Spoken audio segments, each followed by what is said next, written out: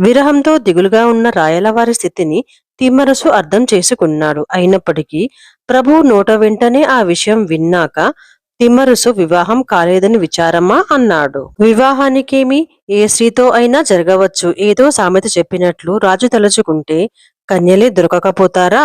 అన్ని విద్యలు కళల్లో ప్రావీణ్యం ఉండి రాచవారి ఆడపడుచు దొరకడం అంత సులభం కాదు. అందులోనూ కళానిలయ పండితుల్నే వరుసగా ఓడిస్తున్నది. అయినా కళావతి వంటిది దొరికితే ఇక ఆ రాజు జన్మ ధన్యం కాకపోతుందా? కళావతిని నాకు జత చేయకపోతే నేను ప్రాణాలతో ఉండనేమో అని దిగులుగా ప్రకటించాడు రాయలు. అందుకు తిమ్మరుసు నవ్వుతూ రాజా, నీ కోరిక అసాధ్యమైనదిగా ఉంది. ఆ గోపాలుడు అధికారంలో గాని సంపదలో గాని మనకంటే అధక్యుడు. మీకు దాసీపుత్రుడన్న కలంకం ఉంది. అది తెలిసి అతడు తన కన్న కూతుర్ని ఎలా ఇస్తాడు అన్నాడు. కృష్ణదేవరాయలకు తిమ్మరుసు ఇష్టసకుడు, ఆప్తమిత్రుడు కూడా. రాజ వ్యవహారాల్లో ఎలా ఉన్నా తన స్వంత వ్యవహారాల్లో మాత్రం చనువుగా, మైత్రీపూర్వకంగా తనకేది కావాలో, తన భావాలేమిటో తిమ్మరుసుతో పంచుకునేవాడు రాయలు. కృష్ణదేవరాయల మనసు తెలిసి తిమ్మరుసు ఆ ప్రకారం జవాబిచ్చేసరికి ఆ ప్రభువు నీరుగారిపోయాడు. నిట్టూరుస్తూ, ఇదా నువ్వు చెప్పేది? లోకాతీతుడైన మిత్రుడు ఉన్నాడు, నాకేంటి లోటు అని ఇంతకాలం భావించాను. ఎలాగైనా ఈ పని నువ్వే చక్కబెట్టగలవు అనుకుంటే ఇలాంటి పిరికి పలుకులు పలుకుతున్నావే. నేను సామాన్యురాల్ని మాత్రం పెళ్లాడేదే లేదు. కళావతితో వివాహం జరిపించావా? సరే సరి, లేదా సన్యాసినై పోతాను. రాజ్యం నువ్వే చూసుకో, నాకేలా ఈ భోగాలు అని అన్నాడు రాయలవారు. అందుకు జవాబుగా, చిన్న పనికే అంతంత పెద్ద మాటలెందుకు? ఒక స్త్రీ కోసం ఎక్కువ ప్రయత్నం దేనికని అలా అన్నాను. కాని నీ కోరిక అంత బలీయమైనదైతే తీర్చకపోతానా? బుద్ధిమంతుడు తక్కువగా మాట్లాడడం, ఎక్కువగా ప్రజ్ఞ చూపించడం సహజంగా జరిగేదే. నా సామర్థ్యం అంతా వినియోగిస్తాను. అయినప్పటికీ దైవం ప్రతికూలించి కార్యసాఫల్యం కాకపోతే ప్రతిజ్ఞ భంగం అవుతుందేమో అని ఆలోచిస్తున్నాను అన్నాడు తిమ్మరుసు. నువ్వు తలుచుకుంటే కార్యం సాఫల్యం కాకపోవడం అనేది ఉండదు. ఒక్కసారి ఆమెను కళ్ళారా చూసినా చాలు అన్నాడు ప్రభువు. ఆమె చాలా పండితురాలని విన్నాము. ఆమెను చూడాలంటే బ్రాహ్మణ వేషాలు ధరించాలి. నిన్ను బ్రాహ్మణ వేషం వేయమనగలనా అన్నాడు తిమ్మరుసు. అందులో తప్పేముంది? బ్రాహ్మణులు సర్వోత్కృష్టులు. వారి వేషం వేయడానికి, బైరాగి వేషం వేయడానికైనా నేను సిద్ధమే. శుభముహూర్తంలో వారు పట్నం వదిలి బ్రాహ్మణ వేషాలలో కౌపిల్యమును ఊరు చేరి సోమశర్మ అన్నదాత అని తెలుసుకుని వారి ఇంట బస చేశారు. ఆ ఇల్లాలు వారికి వండి పెట్టింది. రాజుగారి పురోహితుడైన సోమశర్మ ఇంటికి వచ్చిన అతడు అతిథులను పరామర్శింపక ఒక గదిలో పడుకుని విచారించసాగాడు. భర్తను వచ్చి అతిథులతో భోజనం చేయమని ఇల్లాలు అడగగా, నా స్నేహితుడైన మంత్రి రేపు ఉరితీయబోతున్నాడంటే నాకు అన్నమిలా సహిస్తుంది అన్నాడు విచారంగా. ఈవేళ మంత్రి, రేపు నేనేమో అవివేకపు రాజును కొలవడం కంటే ముష్టి ఎత్తుకోవడం మేలు. రాజుకు సమాధానం చెప్పగల దీశాలి తిమ్మరుసులాంటి వారు ఇప్పుడు ఎక్కడ దొరుకుతాడు అని నిరాశగా అన్నాడు. ఆ మాటలు విన్న తిమ్మరుసు సోమశర్మ దగ్గరకు వచ్చి, అయ్యా, మీరు తిమ్మరుసును ఎరుగుదురా అని అడిగి, యజమాని భుజించకుండా మేము భుజించే వాళ్ళం కాము అని స్పష్టం చేశాడు. అయ్యా, నా ఆందోళనలో మీరుంటే మీకు కూడా నోటికి భోజనం సహించదు. ఇక తిమ్మరుసు ప్రస్తావన అంటారా? నేను వారిని ఎన్నడూ చూసి ఉండలేదు. కాని ఆయన శ్రీకృష్ణదేవరాయల మంత్రి అని, భూమి మీద వారికి సాటి రాగల తెలివైన మంత్రి ఇంకొకరు లేరని వారి చర్యలను కథలుగా చెప్పుకోవడం నేను విని ఉన్నాను. అసలు విషయం ఏమిటంటే, మొన్నటి రోజున మా మహారాజు మంత్రికి 3 ప్రశ్నలు ఇచ్చి 4వ నాటికి వాటికి జవాబు ఇవ్వకపోతే ఉరి తీస్తాను అన్నాడు. అటువంటి ప్రశ్నలకు ఆయనైతే జవాబు చెప్పగలరని నా నమ్మకం. కాని వారి వద్దకు వెళ్ళగల వ్యవధి లేదు. రేపే 4వ రోజు. మంత్రి నాకు ప్రాణమిత్రుడు. మీరు భుజించండి, నేను తినలేను అన్నాడు సోమశర్మ. అప్పుడు రాయలు, అయ్యా, ఇతడు తిమ్మరుసుకు ప్రాణమిత్రుడు, బుద్ధిలోనూ అతనితో సాటిగలవాడు. మీ పుణ్యం బాగుంది అన్నాడు. మీ మంత్రిగారి ప్రాణాలు ఇతడు కాపాడగలడు. ఆ 3 ప్రశ్నలు దయచేసి చెప్పండి అన్నాడు. అప్పుడు సోమశర్మ ఆ 3 ప్రశ్నలు ఇలా చెప్పాడు. అయ్యా, వినండి. మా రాజు పెద్ద సభ చేసి మంత్రికి ఇచ్చిన 3 ప్రశ్నలు ఇవి. మొదటిది, భగవంతుడు నిత్యం ఏం చేస్తుంటాడు? రెండవది, నక్షత్రాల సంఖ్య మొత్తం ఎంత? మూడవది, భూమికి నట్టనడి మధ్య భాగం ఎక్కడ? ఈ 3 ప్రశ్నలకు ఒక్కదానికైనా మంత్రికి జవాబు తెలియదు. భార్యాబిడ్డలు చుట్టూ చేరి ఏడుస్తుంటే మంత్రి విచారంగా కూర్చున్నాడు. అది చూడలేక నేను ఇంటికి వచ్చాను. మీరు వీటికి జవాబులు చెప్పగలిగితే, మంత్రి ప్రాణం కాపాడితే మీ అంత పుణ్యాత్ముడు ఇంకొకరు ఉండరు అన్నాడు. అయ్యా, నేను జవాబులు చెబుతాను. భోజనం చేశాక మీ మంత్రిని ఒకసారి ఇక్కడకు తీసుకురండి అని తిమ్మరుసు చెప్పగా ఆ బ్రాహ్మణుడెంతో సంతోషించి అతిథులతో కలిసి భోజనం పూర్తి చేసి మంత్రిని తీసుకుని వచ్చాడు. మంత్రి తనకొచ్చిన ఆపదను చెప్పాక తిమ్మరుసు, రాజు మిమ్ముల్ని అడిగిన ప్రశ్నలకు మాటలతో సమాధానం చెప్పలేము, కానీ క్రియారూపంలో చూపించవలసినవి అని చెప్పి మీరు రాజుగారి ఆస్థానానికి రేపు యథావిధిగా వెళ్ళండి. వారి ప్రశ్నలకు జవాబులు సామాన్య లౌకికులైన ఎవ్వరూ చెప్పలేరు. అందువల్ల వాటికి జవాబులు చెప్పే నిమిత్తం ఒక విప్రుని నియమించానని అతడు చెప్పగలడు అని వారికి చెప్పండి. నన్ను పిలవండి, మిగతా కథ నేను చూసుకుంటాను అని చెప్పాడు. అప్పుడు ఆ మంత్రి ముఖంలో ఆనందం వర్ణనాతీతం. ఆ మరునాడు రాజు సభ తీర్చాడు. సరిగ్గా విప్రుడి రూపాన ఉన్న తిమ్మరుసు బోధించినట్లే ఆ మంత్రి నిండు సభలో పలికాడు. ఏది, విప్రుని రప్పించండి అన్నాడు దర్పంగా రాజు. ఆ మంత్రి సభలోనే ఉన్న తిమ్మరుసును చూసి వేరే వారు అని వినయంగా చెప్పాడు. రాజా టీవీతో పాటు బ్రాహ్మణ తేజం కూడా మూర్తీభవించినట్లున్న ఆ విప్ర వేషధారిని చూసి నా ప్రశ్నలకు సమాధానం ఇవ్వగలవా అని అడిగాడు. మరోసారి చెప్పండి అన్నాడు తిమ్మరుసు. రాజు ఆ ప్రశ్నలు ఇంకొకసారి వినిపించాడు. మీ ప్రశ్నలు సామాన్యమైనవి కావు. ఒకే రోజున 3ంటికి జవాబులివ్వడం అసాధ్యం. రోజుకు ఒక ప్రశ్నకు జవాబు ఇస్తాను. ఇవాళ ఏ ప్రశ్నకు జవాబు ఇవ్వమంటారో మీరే నిర్ణయించండి అన్నాడు తిమ్మరుసు. ఇది బాగానే ఉంది. సరే, ఈ రోజు భగవంతుడు నిరంతరం ఏం చేస్తుంటాడు అనే ప్రశ్నకు సమాధానం ఇవ్వండి అన్నాడు ఆ రాజు. రాజేంద్ర, సచిదానంద స్వరూపుడైన భగవంతుని దినచర్య చెప్పడం సామాన్యమైన అంశం కాదని అందరికీ తెలిసిందే.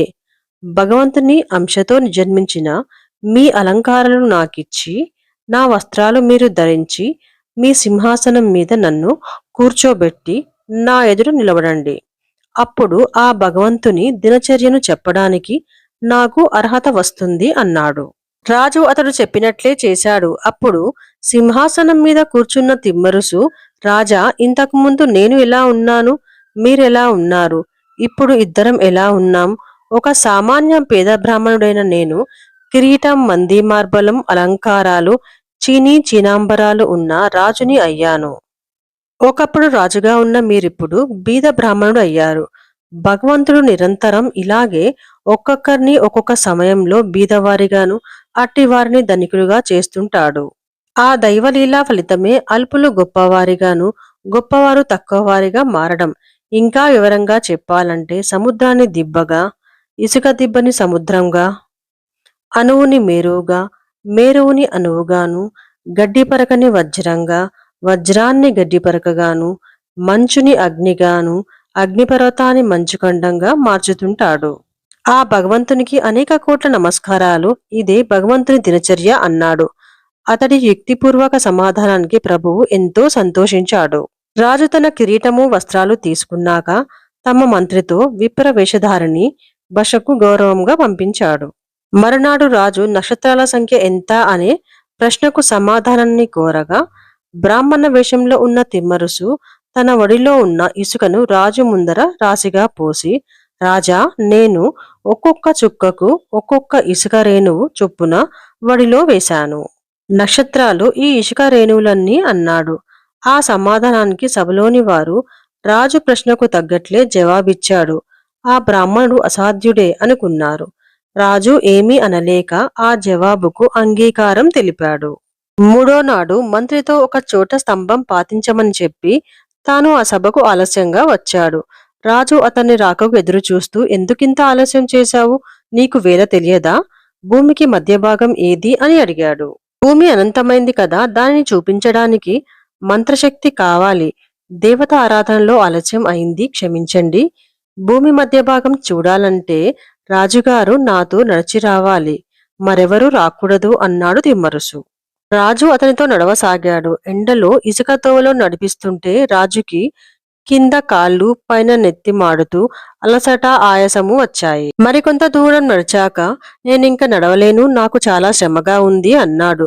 దగ్గరకొచ్చేశాం, ఆ మాత్రం నడవలేరా అంటూ తిమ్మరుసు అతన్ని నడిపించసాగాడు.